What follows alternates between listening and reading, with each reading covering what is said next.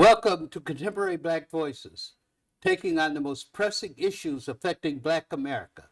Today we address the outrageous attack on the recently published and recorded version of the 1619 Project by right-wing elected officials and conservative commentators. The project was initiated by the New York Times News Magazine in August 2014, the 400th commemoration of the beginning of American slavery. The editor of the project is Nikole Hannah-Jones. The purpose of the project was to reframe the country's history by placing the consequences of slavery at the very center of the history. Its basic premise is that no aspect of the country has been untouched by the years of slavery. Some of the assertions are that slavery was essential to the beginning of the Revolutionary War. In other words, the colonists took on Great Britain in order to protect the institution of slavery because there was a movement in England to outlaw the practice in the colonies. Another assertion is that capitalism was built on the backs of slaves.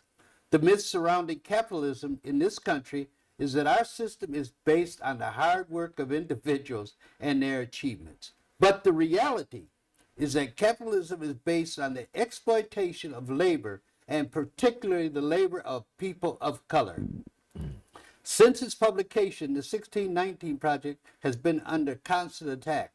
Former Speaker of the House of Representatives Newt Gingrich called it brainwashing and propaganda. It is a left-wing propaganda masquerading as truth. Texas Republican Senator Ted Cruz also equated it with propaganda. In July 2020, Arkansas Republican Senator Tom Cotton proposed the Saving of American History Act, prohibiting K-12 schools from using federal funds to teach a curriculum related to the 1619 Project, and make schools that did ineligible for federal professional development grants. In September 2020, the impeached former President Donald Trump, and I say impeached, threatened to withhold federal funds from California schools if they added the 1619 Project to the state's public school curriculum. In October 2020, the National Association of Scholars, a conservative advocacy group, published an open letter calling on the Pulitzer Prize Board to rescind the prize awarded to Nikole Hannah-Jones. The states of Florida and Texas have passed legislation prohibiting the teaching of critical race theory, which is synonymous to Black history and the 1619 Project. Newly elected Arkansas Governor Sarah Huckabee Sanders bragged that her first act as governor was to prohibit the teaching of the critical race theory in public schools in Arkansas. 21 states have pending legislation to do the same. So we are here today to take on those attacks. And I have with me, as usual, New York Times bestselling author Caleb Alexander and businessman Chris Dawkins. Unfortunately, today, our fourth partner, the brains behind this whole operation, is missing, Dr. Sharon Michael Shotwell. She is down, not feeling good in this weather. So we will carry on, just the three of us, and hopefully we can get through think we can get through the show without Sharon? I don't know. I don't know. It's going to be rough. But he may not be present with us, but she sent us some very important information that just hit, I think, yesterday or today, that she shared with us on Twitter. And Chris Dawkins is going to read what she sent us. Dr. Chadwell said, "Good morning. I have been experiencing flu-like symptoms for the last couple of days. Hence, I cannot make it in for today's show. However, I wanted to leave these two updates that ties with the controversy of the 1619 Project and the suppression of Black history.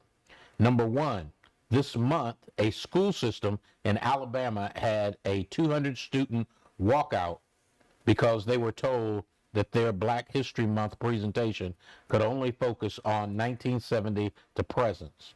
Hence, that eliminates MLK, the Civil Rights era, slavery, Reconstruction, and Jim Crow. Number two, this month, the South Carolina legislature is in the process of banning race-related instruction. hence Black History, effective in 2024, based on the notion that white children cannot handle the information and indoctrination. Parents, white parents, can sue schools if there is evidence of race-related instruction. So it is okay to indoctrinate black students on the whitewashed institutional system. Number 3, DeSantis and Abbott are already pushing for legislation, pushing for the banning of DEI hiring practices at the state level. DeSantis, in particular, has focused on banning DEI initiatives in state universities. Welcome back to the Jim Crow laws with more southern states to follow. Wow. Dr. Sharon. Wow. Wow. Well, that ties in right with our subject today. So I guess let's take on first what she sent us, is that they're doing this because their poor little kiddies can't stand the truth. White kids. Yeah, white kids. At the expense of our kids who have to live a lie. Caleb, you want to take that on first? You know what? I think Trump probably doesn't know the difference. He doesn't. He probably doesn't know what 1619 Project is. Cruz does. Hawley does. They're two Harvard graduates, and they understand what the 1619 Project is, which is basically looking at America through the lens of African American contributions and how our presence here has affected this country. And so as far as their kids not being able to Handle to handle history, they handle all kinds of history. They handled some of the, I mean, if you can handle World War II and you can talk to them about concentration camps, and you can talk to them about extermination, if they can talk about mass death during the plague, and they can talk about Mao and his purges, and I mean, so if they can cover that, if they can definitely talk about African American contributions to this country. But the difference, though, is when they talk about the Holocaust, or they talk about Mao Zedong and the killings, or Stalin. These are different people. These are not good white people, okay? And that's what they're trying to protect here, is this image of good white people. I mean, the whole term master, come on, give me a break. You know, that was the biggest joke run on us, that they were the master, excuse me, and our kids had to be the slaves. So, Chris, your input on that. You know, first of all, democracy is on life support right now. We've got to decide what America is going to be and who America is going to be. And right now, I would believe that the white power structure is really feeling that they are losing the battle of what's going to happen in the future. Especially, I would say that none of this would have happened without the election of Barack Obama. They feel that we've become too powerful to be able to have a president, a black president, and they want to stop this in its tracks right now. One of the things that McConnell said after Barack was elected was that it will never happen again. And what we've got to assure ourselves as a people is that, number one, we've got too many young kids that aren't voting that do need to vote. And to be able to change the narrative of what's going on now, we are in a war, and the problem for me is that we as black folks don't understand we're in a war. Well, when you say young folks don't want to vote, we know they need to, but when they look at the world they're living in and what's happening to their race in this country, why would they want to vote? Can they make the connection? I guess the question is, can they make the connection? The only way it's going to change is if you vote. But let's take a look at the last 50 years and see why our kids may be pessimistic. We had the Civil Rights Movement. Boom. Everything was going to be okay after the Civil Rights Movement, after the Civil Rights legislation of 64 and the Voting Rights Bill of 65. Everything was going to be fine. Boom, what happens? They kill Malcolm. Then 3 years later, they kill King, and nothing gets better. And our cumulative history leading up to 2023 is that we have been oppressed, and that builds up generation after generation after generation after generation until we get to this generation. My generation, we still had hope. You guys' generation was starting to doubt the hope. But where is this generation today? Why should they believe in this democracy? Why should they believe in capitalism when I could see where a rich young white boy living up in the Dominion believes in capitalism? But how about a poor young black kid living in an inner city environment? I remember years ago when I taught at Northwest Vista. One of the instructors invited me and my wife out to their home, and their home is out there on the lake. And they had at that time, he must have been about 10 years old. I mean, he had everything. You know, the lake, he had a basketball court, a lot of ground, room to run around, and a big house. Right after that, we went to D.C. I'm driving down Capitol Street, and there's a sister with her child in this dilapidated building right behind them. About maybe 10 feet up there is the street. And then there's a little sidewalk. And she's trying to do, and then there's needles, beer cans, and everything. And then there's, she's trying to do her daughter's hair. And that's when it really start to strike me. This capitalism is bad for black people. And so why should these kids believe in voting? Why should they? Yeah, I mean, I definitely understand.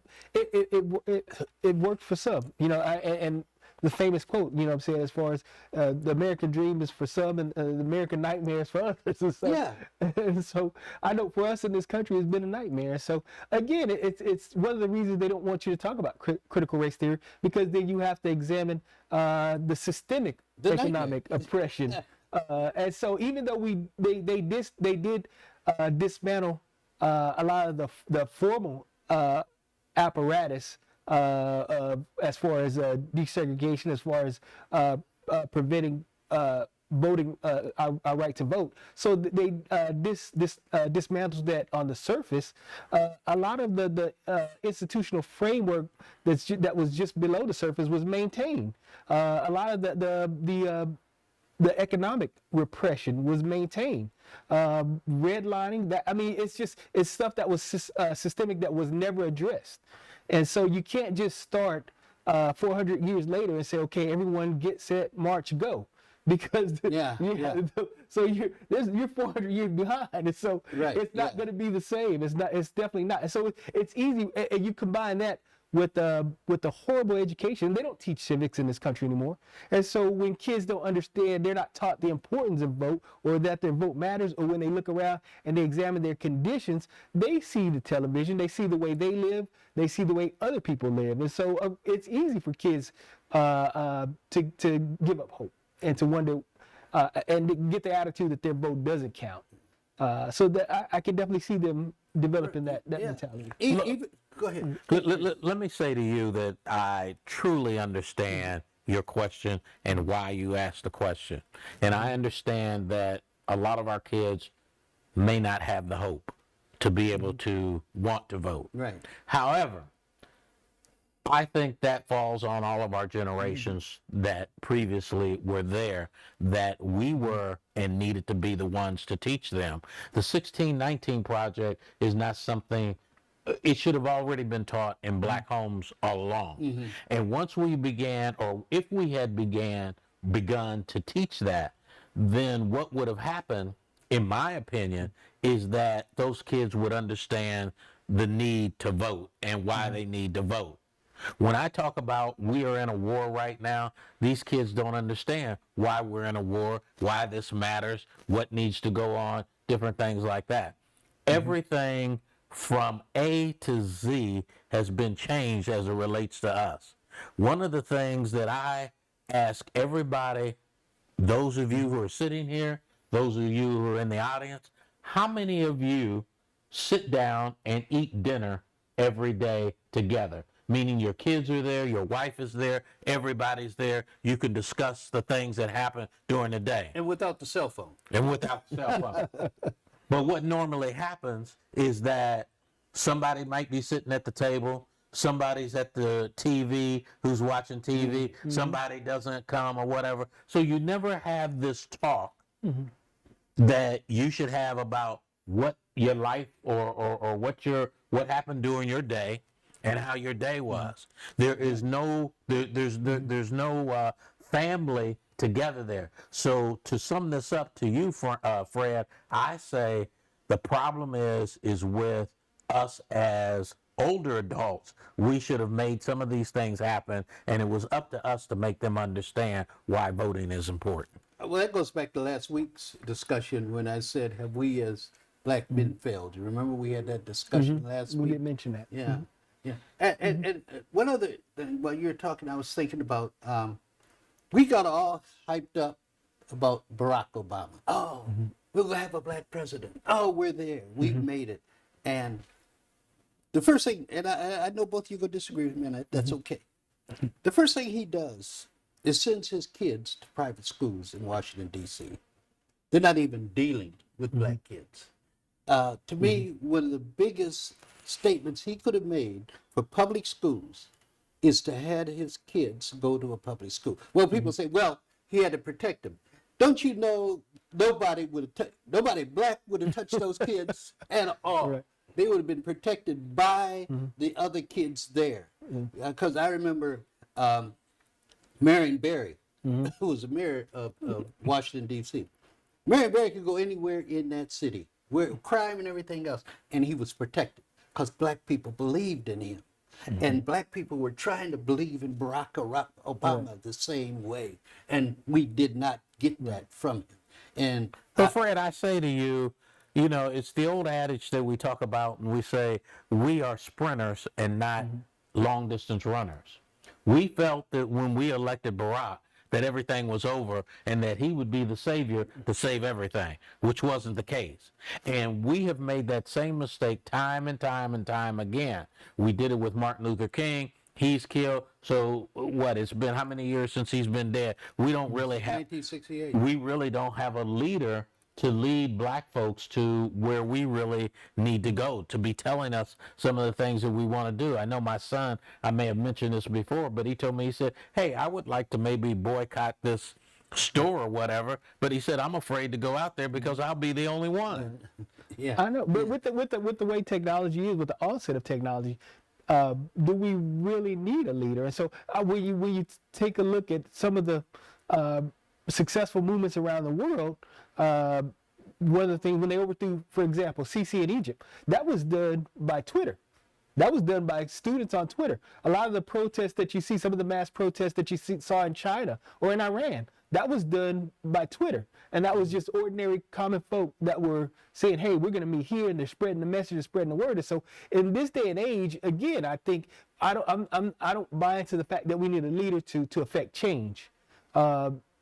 And just examining some of the other things that have gone on. The Arab Spring was mainly done through Twitter. What I would like to see is that eventually that will be one of our topics for this week, is whether or not we do need a leader. I don't want to get into that now, but I am the one who is a proponent to say that yes, we do need a leader. Okay. When we come back, this whole social construct. Right. Black is a social construct. Let's discuss that. Let's discuss that. We'll be right back with you, Contemporary Black Voices, here at Black Video Network.